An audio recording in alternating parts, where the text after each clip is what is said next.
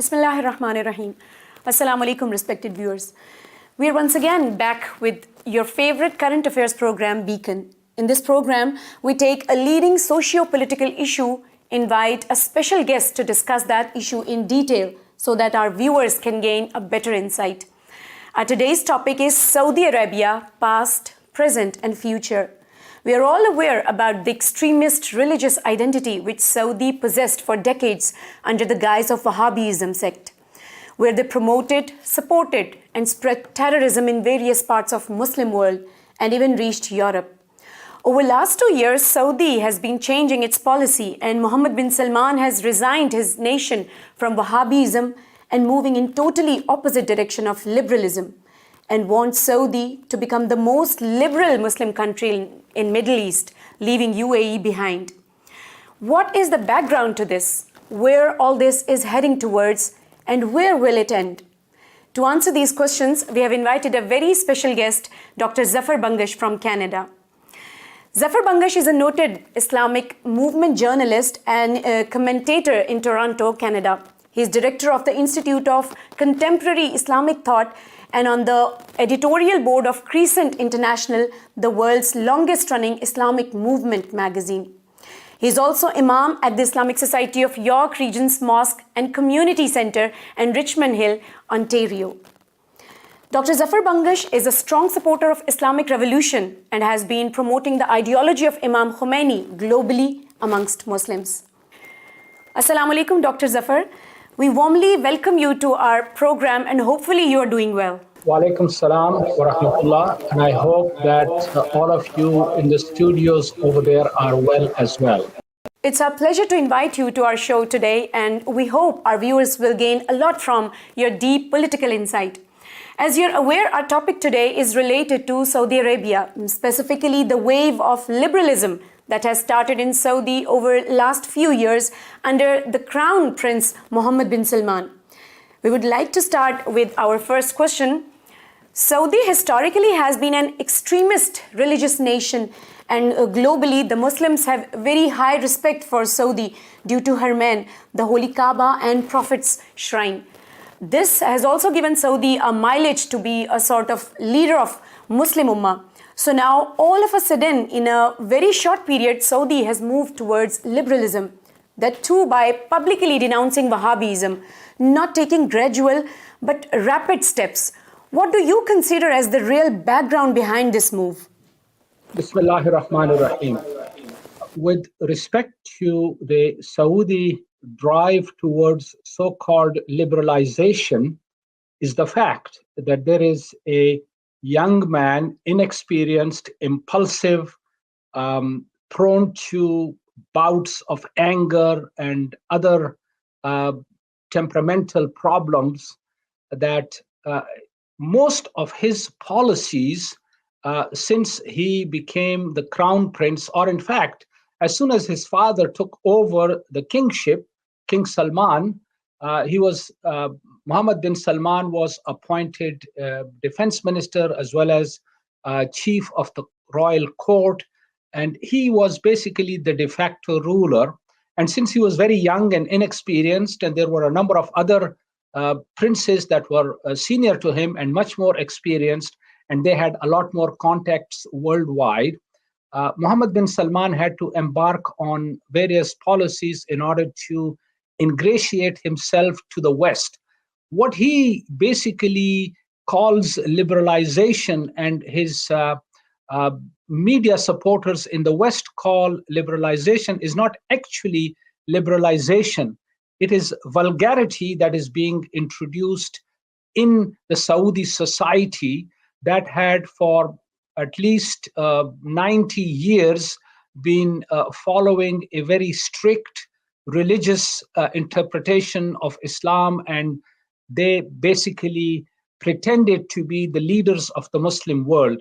So these policies of liberalization, so-called liberalization, are actually policies of vulgarity that Mohammed bin Salman is pursuing in order to gain acceptance in the West, because he understands that if he has acceptance in the West, that he would be able to become the king and continue as the ruler of Saudi Arabia. And of course, as I mentioned, this liberalization is actually vulgarity. He's introducing, for instance, these Western style concerts. As we speak, there are concerts going on in Jeddah. They started in 2019, and in 2021, they started in October. They will continue all the way up to March of 2022, in which hundreds of thousands of people participate, especially men and women, without hijab, na mehram, mixing freely, dancing, and even alcohol consumption, etc. This is what he is referring to as liberalization. And of course, this is something that is prevalent in the West as well. So this is the route that he thinks he is going to follow in order to gain acceptance in the West. But sir, were these royal family prince and kings liberal from before, and just for political reasons they were promoting Wahhabism, or they were all strictly religious before, but now for political gains and political profit they have become liberal? Which way it is? Well, basically, in the past, when they followed this very narrow, archaic interpretation of Islam, this was based on the fact that back in 1744, when these Saudis, Bani Saud, erupted from Daria, the backwaters of Najd, they struck an alliance with Muhammad bin Abdul Wahhab. And the deal was that the Bani Saud would be in control of worldly affairs, and Muhammad ibn Abdul Wahhab and his followers would be given authority in religious matters. And this compact, of course, served them well because they went around the world trying to project themselves as being very religious and so on. And this image, of course, was boosted by the fact that Makkah and Al-Madinah are located in the Arabian Peninsula, in the Hijaz, which the Saudis occupied in 1924 and 1925, respectively. And Muslims worldwide naturally have great reverence for the Haramain. And of course, Makkah is the first house of Allah on earth, and Medina al-Munawwara is the resting place of the noble messenger of Allah sallallahu alaihi wasallam. And so Muslims have deep respect and reverence for these two places. And as a consequence, they extended this reverence to the Saudi rulers as well. In fact, it was quite strange, because the Bani Saud were never really religiously oriented. They continued to indulge in all kind of vulgar conduct. There is, in fact, an episode back at the time of King Fahd. He was an alcoholic. He used to do all kinds of other fahish things. When he used to import alcohol from Europe and other places around the world, these huge crates would be marked as religious books. This is well documented. This is well established. And they continue to indulge in this kind of behavior even before. But they put up this facade of Islamicity so that they could fool the Muslims of the world to pretend that they are really custodians of the two holy places, and that they are following the rules of Islam. They also did other things. For instance, the Saudis went around the world. They were flushed with money, with petrodollars. They spent this money buying people's loyalties all over the world, including in Pakistan, in India, in Bangladesh, in many parts of Africa, in Indonesia, Malaysia, etc. You name it, and they went and bought loyalty of the people, including North America, incidentally. And there are, of course, many communities, etc., in North America where the Saudis have invested heavily, and they have bought people's loyalties. Now, of course, things have changed since 9/11, but they bought these people's loyalties at that time. So even in the past, the Bani Saud were not truly committed to Islam, although their constitution, which was given by King Fahd back in 1992, it states in Article 5C of the Constitution, that the Constitution of Saudi Arabia would be the Quran and the teachings of the Prophet sallallahu alaihi wasallam. I think if we review their policies, they have nothing to do with the Quran. They have nothing to do with the Prophet's Sunnah or Sirah. In fact, their policies have always been contrary to the teachings of Islam. There are two very simple facts. Number one, that there is no kingship in Islam. Number two, that an Islamic country cannot be subservient to the kuffar. And we see that the Saudi regime violates both these injunctions. So any country that calls itself kingship is automatically un-Islamic. It cannot be accepted as Islamic. And if it is subservient to the kuffar, whether it's the US, Zionist Israel, or other members of the kufr fraternity, then again, they are outside the fold of Islam. So Saudi Arabia had never followed Islam. It was just a facade that they presented to the world to fool the Muslims. And of course, they bought the loyalty of Muslims worldwide. Well, sir, all those who have been visiting Saudi, specifically the Jeddah region, where there is Makkah and also Medina, they find Saudi people being strictly religious and very conventional. So how do you think the Saudi mass will react to this big change coming in?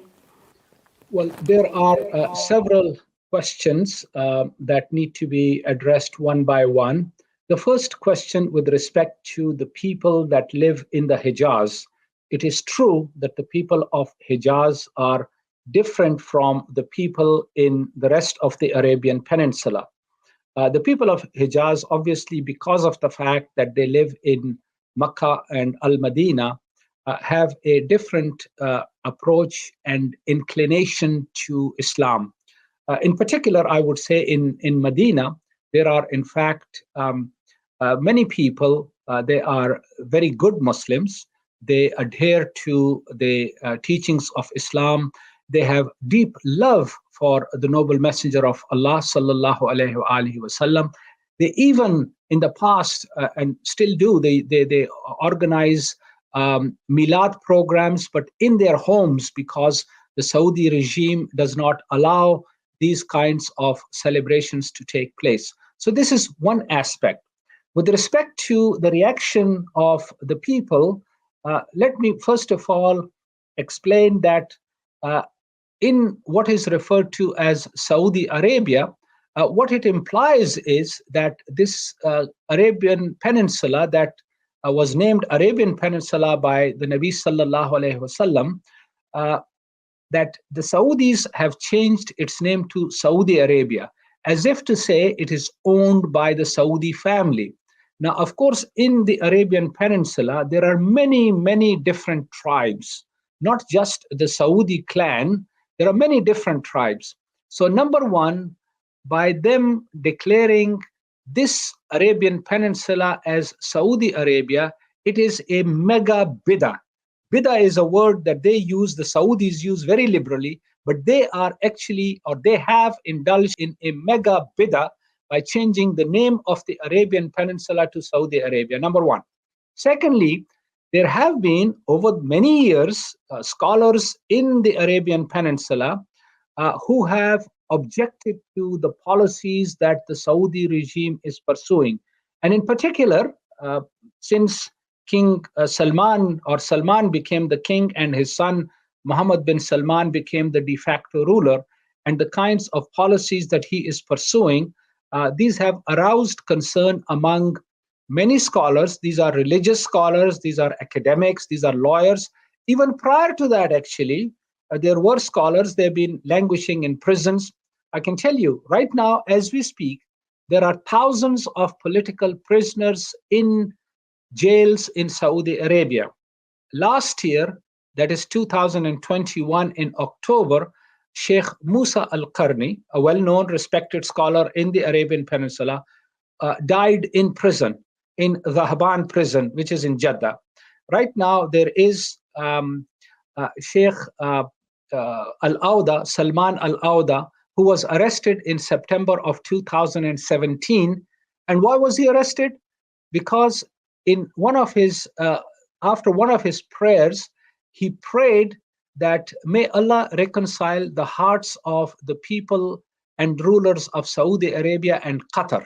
And this was immediately after the Saudi regime had embarked upon a siege and blockade of Qatar in order to bring the Qatari regime under Saudi control. There has been a long simmering dispute, border dispute between Qatar and Saudi Arabia, and Qatar also vies for some kind of prominence in the region. And this is something that Mohammed bin Salman was not prepared to tolerate. So he imposed a siege. The UAE, Bahrain, Egypt, Jordan, they all joined Saudi Arabia in imposing a siege.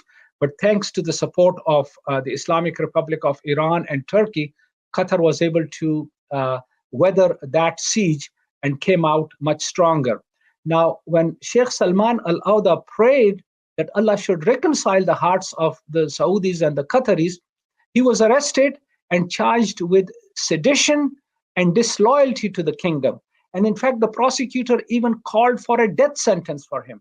So we see that there are these kinds of atrocities, these kinds of imprisonments taking place. There are many women that are in prison.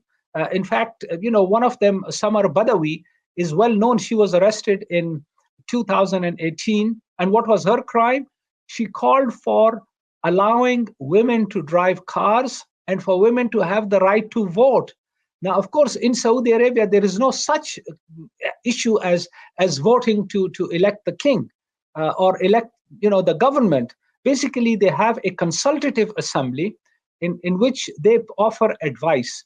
And the women, and Samar Badawi simply asked for women also to be given this right, and she was thrown in prison. She has been tortured. There have been other atrocities that have been committed against women. These are documented by human rights organizations. So that's the second aspect of the issue or the environment in Saudi Arabia. The third, with respect to the question whether there have been any uprisings of the people. Now, we know that in the eastern provinces of Saudi Arabia, there have been repeated uprisings because the people over there are unhappy. They are predominantly Shia, but they are still citizens of Saudi Arabia. They have asked for equal treatment under the law. And instead of providing that, we know that back in 2016, in fact, this month, January, is the 6th anniversary of the martyrdom of Sheikh Nimr al-Nimr, who was executed by the Saudi regime because he had simply asked for basic rights for the people of the eastern provinces. Now, as I mentioned earlier, Saudi Arabia is not just the Bani Saud clan. In fact, there are many other tribes in Saudi Arabia that have been totally marginalized. Of course, their leaders have been paid enormous sums of money, but the people have been marginalized. And given the fact that Saudi Arabia is such a tight society, the mukhabarat, the intelligence agencies operate everywhere, and anybody who even whispers any criticism of the regime is immediately accused of sedition, of trying to overthrow the government. They're thrown in prison, they're tortured, they're killed. And of course, there is no judicial system as such. There is no codified law in Saudi Arabia. Whatever the whim of the judge, that's the law. And the judges often follow what they think the ruler wants them to follow. So in that sense, it is unrealistic to expect that there is going to be any uprising from the people. And as we mentioned earlier, this campaign of vulgarity that the Saudi regime has embarked upon, this is to divert the attention of their people, to introduce a hedonistic culture to them so that they would be engrossed in these vulgar activities and they would not think about the legitimacy or in fact the illegitimacy of the regime. And so the Bani Saud clan wants to prolong its existence in power. But with respect to any uprisings, I think that is unrealistic. What is more likely to happen is that because of the war, the vicious war that Mohammed bin Salman launched against Yemen, that war might come to haunt him because the Ansarullah fighters in Yemen are putting up a brilliant resistance despite lack of weapons. what they lack in weapons, they make up in Iman. And so far, they have stood their ground, and they have even launched attacks against military installations inside Saudi Arabia. And the longer this war continues, the more sophisticated and powerful Ansarullah will become. And that might actually lead to some kind of a revolt within the Saudi army itself. But regrettably, I'll have to say that unfortunately, as far as the people of Saudi Arabia are concerned, they are not likely to rise up against this despicable regime anytime soon. Right, sir. Globally, even though Muslims have liberal views spread across, but still there is a huge number of practicing Muslims who do not consider things like non-enforcement of hijab, casinos, alcohol, dance concerts, nude beaches, adultery as acceptable.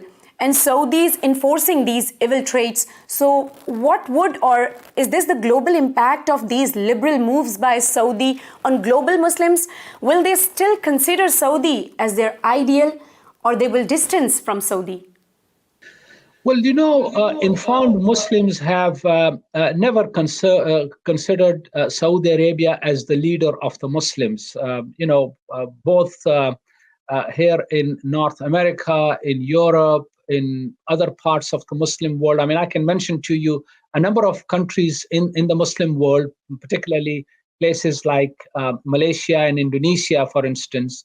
Of course, regrettably, Pakistan is a sad case. Sad because there has been a tremendous negative Saudi influence in society, although there are many groups and organizations in Pakistan that are deeply troubled by what the Saudi regime is doing and has been doing in the past.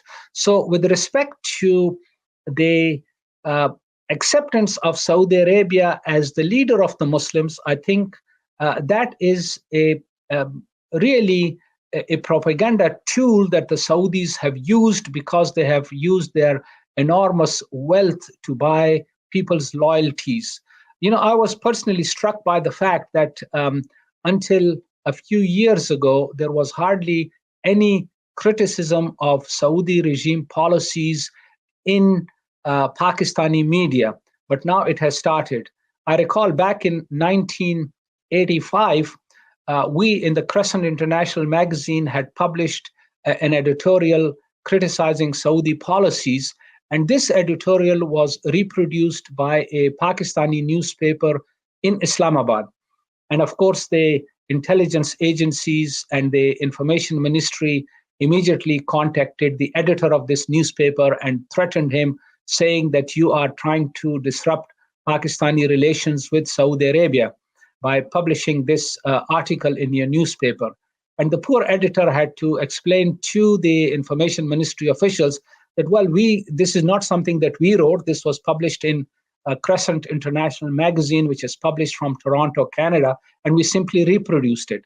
But the editor, he told me personally, he said that he was threatened and he was told that he should not even republish such articles. But now we see a very different situation in Pakistan. At least the English media that I scan and read, I find that there are articles that are critical of the Saudi regime. So we see that the tide is turning, that people, even liberal Muslims, are horrified by the vulgarity that the Saudi regime is pursuing and indulging in. On the Red Sea coast, they are going to establish a holiday resort, basically a beach where women can go around in bikinis, alcohol will be served, gambling is allowed, all kinds of other vulgarities will take place. The Saudis are now basically competing with Dubai in seeing who is going to be more vulgar. And so, unfortunately, this is a very negative trend. And the more Muslims become aware of it, the greater would be their revulsion against the policies of the Saudi regime. Interrupt you, but in some countries like in Pakistan, if a person is saying something against Saudi Arabia or denouncing Saudi Arabia, it automatically means that the person is supporting Iran. Under this situation where people are becoming aware of the atrocities of injustice of Saudi Arabia, do you see that in countries like Pakistan as well, And for the whole Muslim world, Iran is going to be the new leader of Muslim Ummah? Actually, Iran already is. I mean, it's not just emerging; it already is. When we look around the world and the various challenges that Muslims face, the only country in the world that is supporting those movements, look at, for instance, Palestine and Masjid al-Aqsa. Both are very close to the hearts of Muslims worldwide. It is no matter what persuasion the Muslims may be, but Palestine and uh, Masjid al-Aqsa are very close to the hearts of Muslims. I mean, after all, Palestine is referred to as the Holy Land. It is the land of the prophets. And so, in that sense, Iran's support for the Islamic struggle and the struggle of liberation of Palestine has earned it enormous goodwill.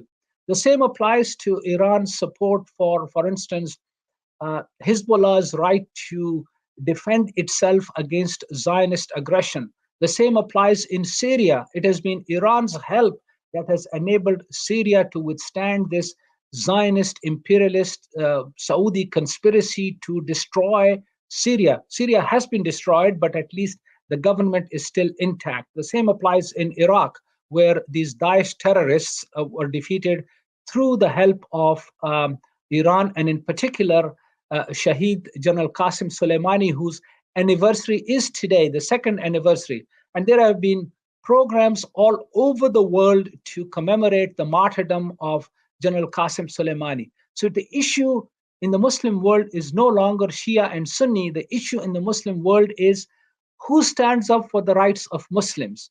And the only country that stands up for the rights of Muslims is the Islamic Republic of Iran. And in that sense, it is the leader.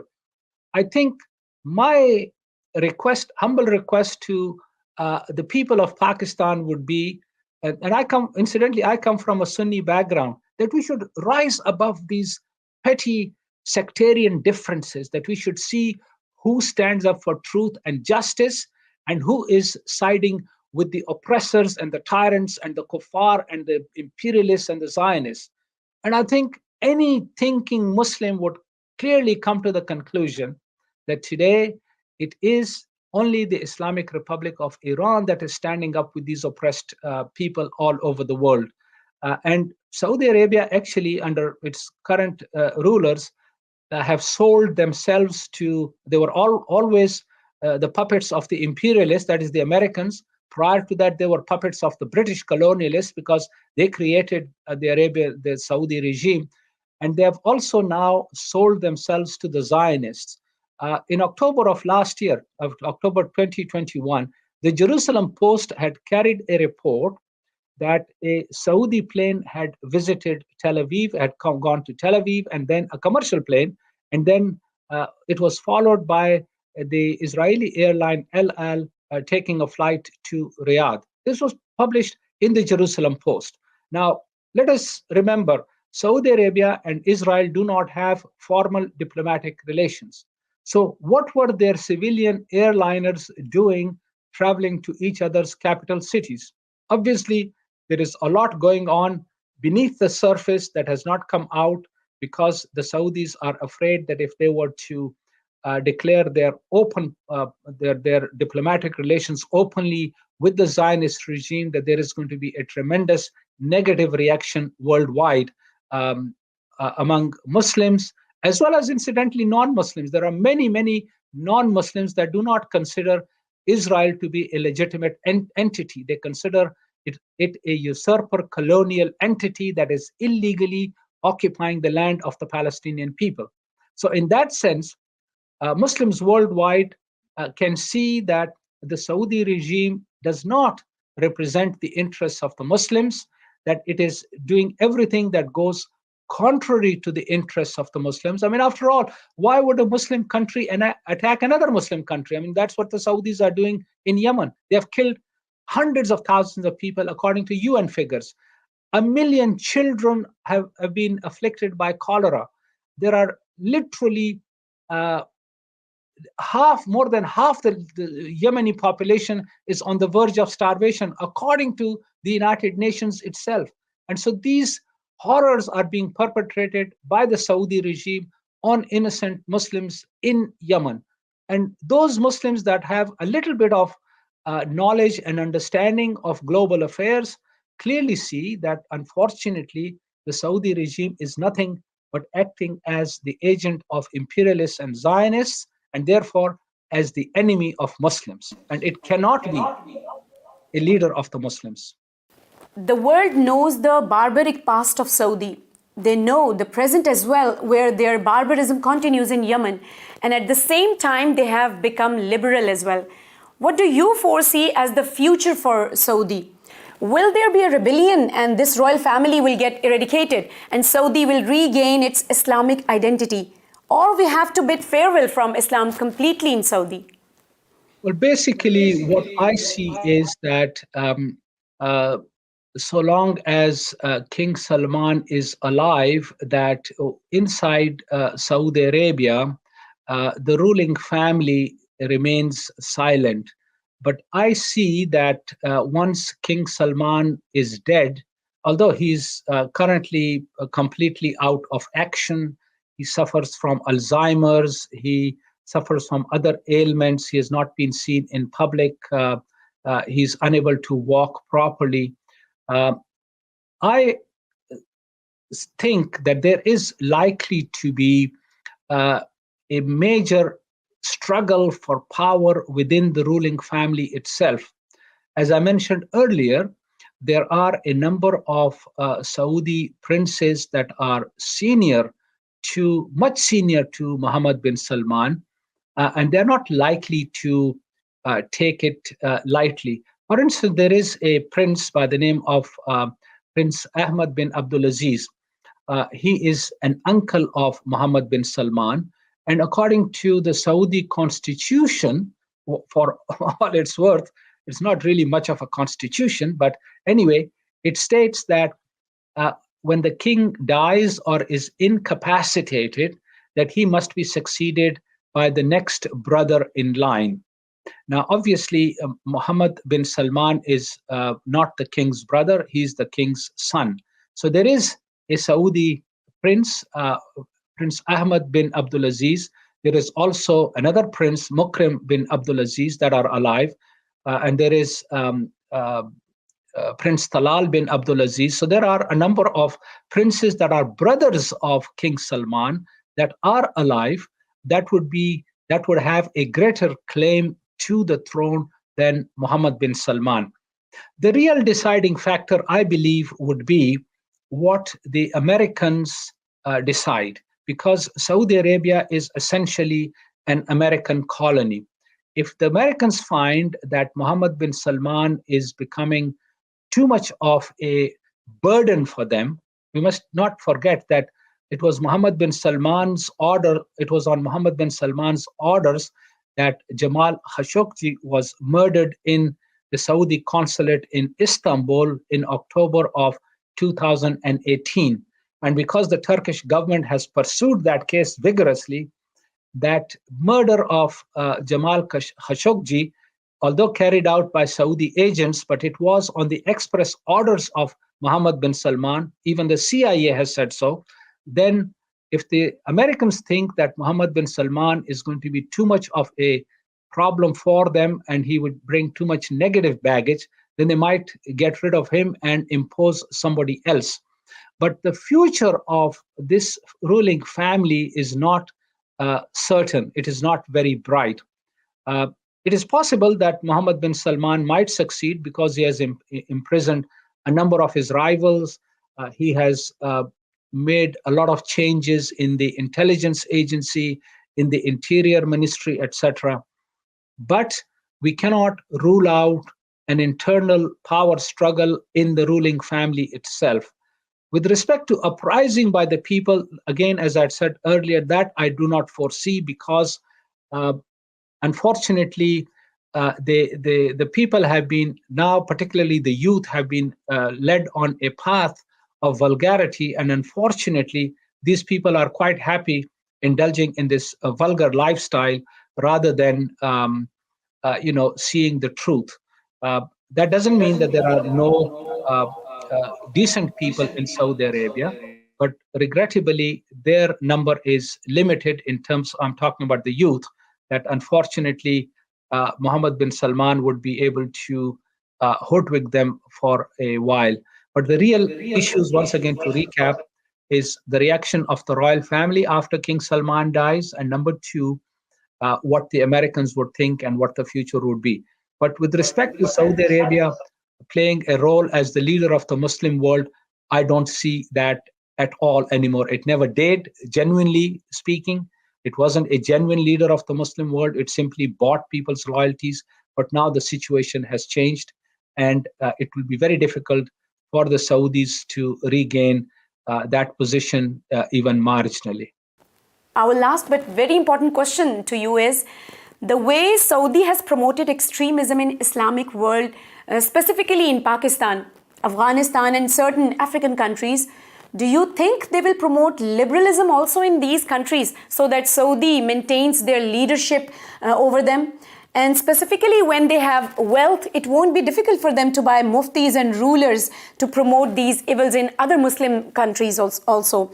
So do you foresee this to happen? Well, obviously, they may try that, but it would be very difficult for them. But we need to keep in mind that, regrettably, throughout history, when ulama have stood up for truth and justice, they have been killed, they have been imprisoned, there have been attempts have been made to marginalize them. And in their place, what are referred to as court ulama, or we refer to them as scholars for dollars, have been created. And I'm sure that the Saudi regime will try to do something similar, and they might find some people to do their bidding.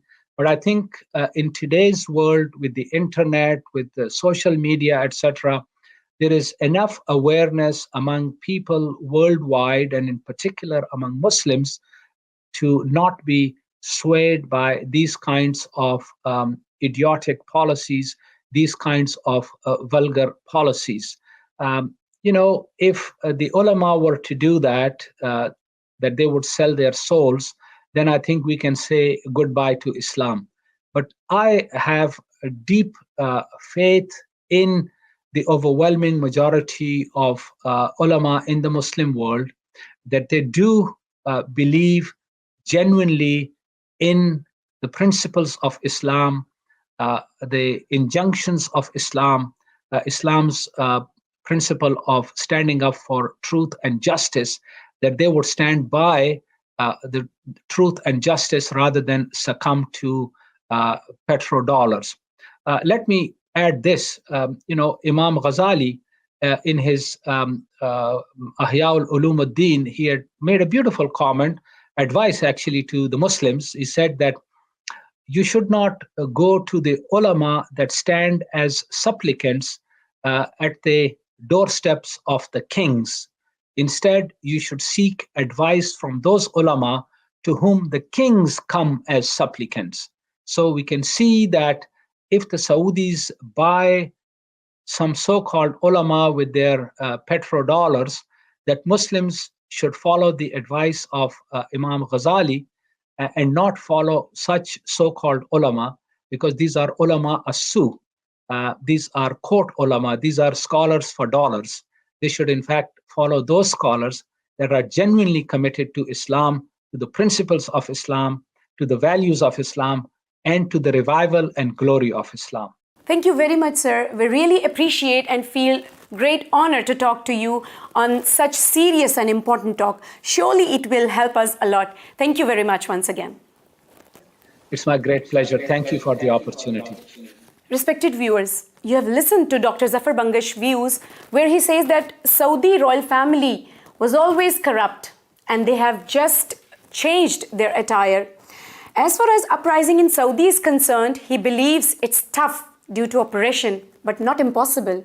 And this regime of Saudi can end if America wants to. Whether this wave of liberalism in Saudi will impact globally, Dr. Bangash believes that majority of Muslims globally do not follow Saudi, and those who follow are under scholars for dollars, and people shouldn't listen to them. We hope you have gained a lot from this session, and we hope to bring you more such topics with deep insight. A humble request to share this in your circle. Keep watching Bethat News. Allah Hafiz.